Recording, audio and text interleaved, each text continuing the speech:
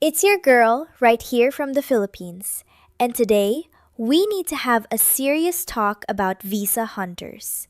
Now, let's be brutally honest with each other. When she looks at you with your 60 plus years of life, does she see a man or does she see a boarding pass?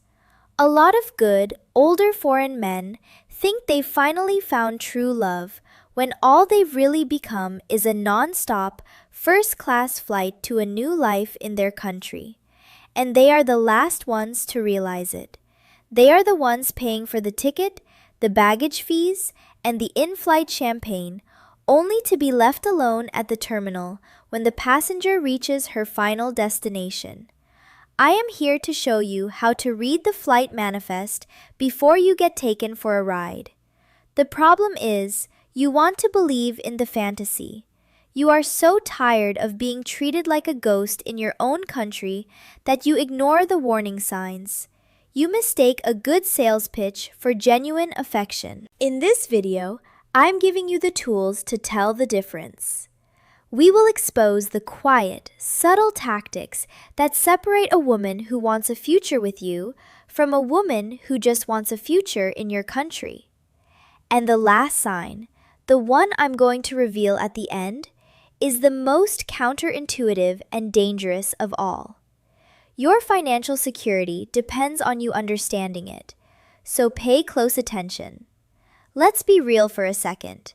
The Philippines you see on a 2-week vacation is a carefully constructed theme park, and you, my friend, are the main attraction. It's designed to make you feel like a king.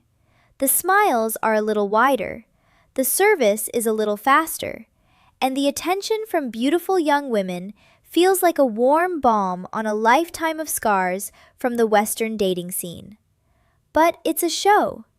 Behind the curtain, there's a grinding reality of financial pressure, family obligations, and a level of street-smart survival that you simply were not raised to recognize. And the dating apps? That's not a garden of romance.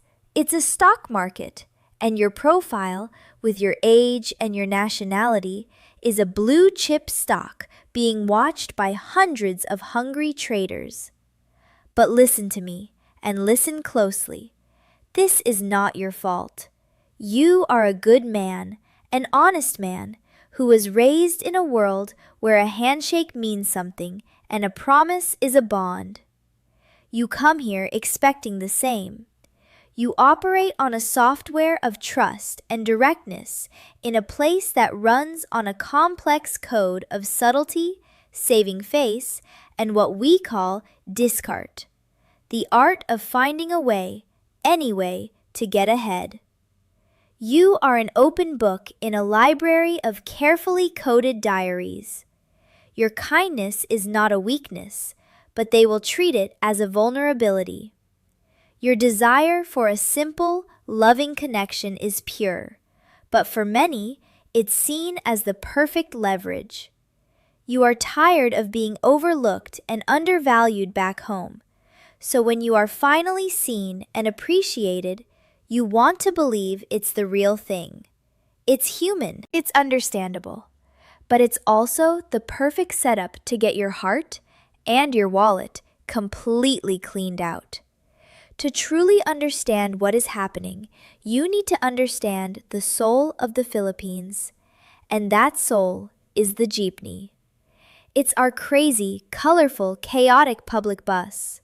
It's loud, it's crowded, and it gets you from point A to point B. Now, I want you to picture your life, your savings, your stability, your 60-plus years of hard work as your own private jeepney. You are the driver. It's a good, solid vehicle. It's seen a lot of miles, but it's dependable. One day, a beautiful young Filipina flags you down and gets in. She smiles at you. The ride feels good. But here is the million-dollar question you must ask yourself, the one that will protect your entire future. Is she a passenger or is she a co-pilot? A passenger is only trying to get to a specific destination. For the visa hunter, That destination is your country. Your jeepney is just a convenient, comfortable way to get there. She will pay her fare with sweet words and maybe even a few private trips to her selva. But her eyes are glued to the street signs, waiting for her stop. The moment you pull up to her final destination, the moment that visa is stamped, she will hop off without a second thought, leaving you and your empty jeepney alone at the curb. A co-pilot, however, is there for the journey with you. She wants to know how the engine works. She'll help you read the map when you're lost. She isn't obsessed with the destination because she's enjoying the ride with the driver. Your job isn't to put your jeepney in the garage. Your job is to learn how to tell a short-term passenger from a lifelong partner before you've driven them all the way across the world. All right, let's get that jeepney on the road and teach you how to spot the passengers who are just looking for a free ride to another country. It's time to learn the hidden rules of the road. Pay attention. First, let's talk about the speedometer. I call this rule number 1, the timeline acceleration. A real relationship, a genuine connection, develops like a good whiskey. It needs time to mature. A transaction has a deadline. A visa hunter is a fast tracker, and she is always on the clock. So you meet her, and within 2 weeks, maybe 3, the conversations start getting goal-oriented. She's not just asking about your day. She's asking about the K-1 visa process. She's not just daydreaming about holding your hand. She's daydreaming about holding a green card. It's what I call future-focused planning. She will drop phrases like, "My friends say it's so hard to get a visa for your country," or, "How long would it take if 2 people were really serious?" This isn't romance, my friend. It's a business proposal disguised as pillow talk. A woman who is genuinely falling for you wants to know about your first car, your biggest heartbreak, the scars on your soul. A woman who is falling for your passport wants to know the processing times for immigration. Your defense? You hit the brakes. When she speeds up, you slow down. Tell her, let's just enjoy getting to know each other first. The future will take care of itself. Her reaction will tell you everything you need to know. A genuine partner will be relieved. A fast tracker will get agitated because you just delayed her flight. This brings us to rule number 2, the crisis of the week subscription. In the Philippines, family is everything. But for a visa hunter, family is also a business asset. Here's how it works. You're having a wonderful week. The conversations are deep. She's sending you beautiful pictures. Maybe you even got a private tour of her garden over a video call. You're feeling connected. Then, the text arrives. My mother suddenly fell ill. The next month, my brother lost his job and he has children. The month after that, my nephew is the smartest in his class, but we can't afford his tuition. It's a never-ending series of provincial responsibilities. A genuine woman, a woman with pride, is embarrassed to ask a man for money. She will exhaust every other option first. A visa hunter sees it as a service fee. It's the cost of keeping you entertained and emotionally invested. You have to learn the difference between being a supportive partner and being a corporate sponsor. Your test is simple. Offer solutions, not just cash. I'm so sorry to hear about your mother. Can I help you find the best hospital in the area? Or, let me help your brother create a resume and look for jobs online. A woman who needs a partner will appreciate the help. A woman who needs a walking ATM will get annoyed that you didn't just send the money. Look, These tactics get even more subtle, and I share the really sensitive stuff, the things my own family would kill me for revealing, in my private newsletter. There's a link in the description. It's for the men who are serious about not getting played. Now, for rule number 3, the location-based love language. This one is easy to miss because it feels flattering at first. Listen carefully to how she talks about your future together. A woman in love with you will say, "I can't wait to cook for you," or "I can't wait to fall asleep in your arms." Her focus is on you. A visa hunter's focus is on the map. Her sentences will be, "I can't wait to see the snow in your country," or "Your house looks so beautiful. I would love to live there one day." It's lifestyle compatibility research. She isn't asking about your heart. She is conducting a feasibility study. She will know more about the healthcare benefits for spouses in your state than she knows about your favorite movie. She's not building a life with a man. She's securing a location. But all of that is child's play compared to the final, most brilliant, and most dangerous sign of them all. This is the grandmaster move that separates the amateurs from the professionals.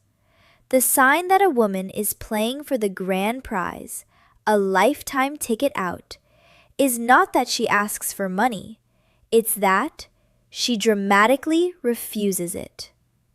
The small-time girl will ask you for $100 for a new phone. The strategist, the one who is after the real prize, will refuse that $100 with tears in her eyes. You'll offer to help with her sick mother, and she'll say, "No, no, please, honey. Your love is enough. I don't want you to think I'm like the other girls." And right there, she sets the hook. You think you found the unicorn, the one pure soul in a sea of users. You feel safe. You trust her completely. She is grooming you. She's making a small sacrifice to win the war. Because when the time comes for the big ask, the 5-figure request for visa processing fees, the down payment on a joint property, the seed money for a business that will never open, it won't feel like she's asking you for money. It will feel like it was your idea to give it to her. You'll be begging her to take it, just to prove that you're one of the good ones. That refusal of a small gift is the single greatest investment she can make in securing your entire retirement fund. It is the ultimate checkmate. But I know what you're thinking. The woman who refuses your money? That's the keeper. That's the diamond. And that, my dear friend, is the most sophisticated and devastating trap of them all. Because it stops being about her and it starts being about your ego. The moment she refuses your help, she hands you the perfect story. The story where you are the wise, discerning man who finally found the one pure soul in a world of users. You are no longer just a guy on a dating app. You are a hero, a savior, and you will pay any price to protect that story. You will fight for it. You will defend her to your friends and family. You will ignore a dozen red flags because you are so invested in the idea that you were the one smart enough to find the exception. This is the ultimate truth of the game. The most dangerous trap isn't the one she sets for you. It's the one you build for yourself using the materials she provides. She doesn't have to trick you anymore because you are now actively tricking yourself. Her refusal of a small gift is not an act of love. It is an act of war. She is sacrificing a small battle to win your entire kingdom, and your own pride is the Trojan horse she will ride right through your gates. Now, take a deep breath. I know that was heavy. I know it can feel like you're walking through a minefield. But I did not share all of this to scare you away from the Philippines. I shared it to prepare you, to arm you, because despite all the traps and all the games, I believe with all my heart that this is still the best place in the world for a good older man to find genuine happiness. You must understand, your age is not a weakness. It is your ultimate strength. Those 60+ years are a treasure. Young boys have drama. You have peace. They have foolishness. You have wisdom. For the thousands of good, decent, incredibly loving Filipinas who are tired of being hurt by immature local boys, you are the dream. A man who is stable, who is respectful, and who knows what he wants. Think of it this way. I didn't tell you to lock your jeepney in the garage. I just handed you the keys and a high-definition map. Now you know where the potholes are. You know the dead-end streets. You are not a victim. You are a wise captain of your own journey, fully equipped to find the one woman who doesn't want a ride to another country, but a life with a wonderful man, and she is here, waiting for you. So now, I have to turn the question over to you. And please, I want you to be brutally honest in the comments below. Have you ever met her? The one who dramatically refused your $100, only to make you feel like it was your brilliant idea to give her $10,000 later on? Sharing your story isn't just venting. It's leaving a map for the next good man on this same road. My only mission is to make sure men like you, good men, find the real, true-hearted companionship you've earned. If my secrets help keep you safe, and you feel like saying a small thank you, the price of a cold Red Horse beer or a bucket of Jollibee chicken goes a very long way over here in the Philippines. There's a link for that if you feel inclined. So be smart, kuya. Ingat, and good luck.